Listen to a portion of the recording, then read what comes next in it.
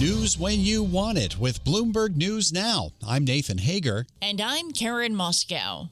Karen, the ceasefire between the U.S. and Iran once again looks fragile this morning. Overnight, the U.S. struck Iranian vessels in the Strait of Hormuz and other targets, and Iran's semi-official Tasnim news agency says the Islamic Revolutionary Guard Corps shot down a U.S. drone and fired at an American fighter jet in Iranian airspace. All this hours after President Trump suggested on social media that talks to extend the truce and reopen the strait were, in his words, proceeding nicely. Secretary of State Marco Rubio addressed the situation during his trip to India. The president's not going to make a bad deal. He's just not. This issue, no one has done more, and no one has been more serious about the threat of a nuclear Iran than President Trump has been. It was Secretary of State Marco Rubio speaking to reporters in New Delhi. We get more from Bloomberg's Paul Wallace in Dubai. We've had Marco Rubio this morning since those strikes, again talking of progress. He's saying that the U.S. and Iran are still inching towards a deal. He says it's going to take a few more days in all likelihood.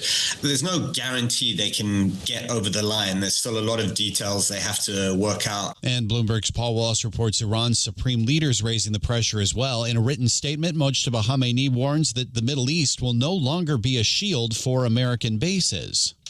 Well, Nathan, Israel is carrying out new attacks as well. Lebanon's state-run news agency reports an Israeli airstrike killed 12 people in a village in the Bekaa Valley of eastern Lebanon. Israeli Prime Minister Benjamin Netanyahu had authorized more intensive strikes targeting the Iran-backed Hezbollah militant group. The Israeli military is not commenting on this specific attack, but says it is targeting Hezbollah infrastructure in eastern Lebanon. And there are new developments this morning, Karen, in the Russia-Ukraine war. Russian Foreign Minister Sergei Lavrov has called Secretary of State Marco Rubio, advising him to evacuate U.S. citizens and diplomats from Kyiv. Tony Halpin leads Bloomberg's Russian economy and government team. Russia is signaling it's stepping up attacks because the war isn't going very well for Vladimir Putin. The front line is not really moving in Russia's favor, despite the spring arrival of better weather that would signal an intensification of Russia's offensive. Ukraine has managed to blunt that, and in some areas has even managed to push Russia back a little bit. Ukraine is embarrassing President Putin by continuing a very wide level of strikes in Russia, using drones, attacking refineries and factories.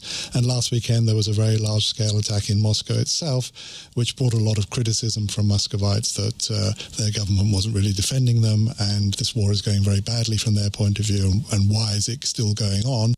Bloomberg's Tony Halpin says more than 16 months of diplomacy from the Trump administration have failed to reach a breakthrough between the two sides. Well, turning to domestic politics, Nathan, this is a big day in the race for control of the Senate in November. Republicans in Texas are headed to the polls to end a bitter and drawn-out runoff election between four-term incumbent John Cornyn and State Attorney General Ken Paxton, who picked up President Trump's endorsement just last week. Cornyn says he still has what it takes to win. Well, I think I can help maintain the Senate seat in Republican hands. I won in 2020 by 10 points. Ken Paxton, as you know, is a flawed candidate. He's got scandal that follows him everywhere.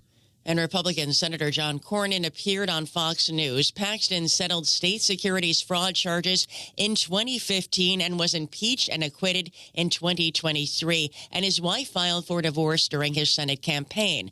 Cornyn beat Paxton by about 1 percentage point in the March primary, but neither reached the 50% to win the nomination. Whoever wins tonight will face Democrat James Tallarico in November. Karen, let's turn now to the world of sports. New York Knicks fans are partying like it's 1999 this morning. For more, let's bring in Bloomberg sports reporter John Stashower. Good morning, Stash. Good morning, Nathan. Since that year, those fans have endured some very bad Knicks teams. Well, now they've got a very good one. A team that keeps winning by lopsided scores. When Game 4 in Cleveland ended, the Knicks won by 37. After a second straight series sweep, Knicks will bring an 11-game winning streak to the finals, which will begin a week from tomorrow. John Stashower, Bloomberg Radio. All right, John, thank you. We turn to the markets now where futures are higher as we begin the holiday-shortened trading week. The Dow Jones Industrial Average at a record high.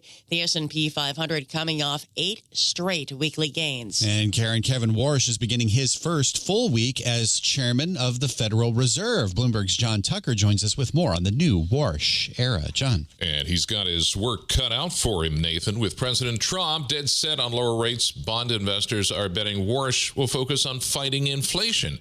And that pretty much rules out a rate cut. Nabin Segal is with BlackRock. The market's expecting a hike. I think some of the tailwinds in the U.S. economy certainly suggest a strong economy. There's AI capex. Warsh assumes leadership as a growing number of other Fed officials abandon their easing bias. With the Iran war unleashing the biggest inflation surge since 2023, traders are pricing in the Fed is virtually certain to start raising rates by December. The two-year Treasury yields, the most sensitive to Fed policy expectations, climbed to as much as 4.14% Friday. That's the highest in more than a year, although this morning Treasuries are catching a bid. In New York, I'm John Tucker, Bloomberg Radio. Thanks, John. And that's news when you want it with Bloomberg News Now. I'm Karen Moscow. I'm Nathan Hager, and this is Bloomberg.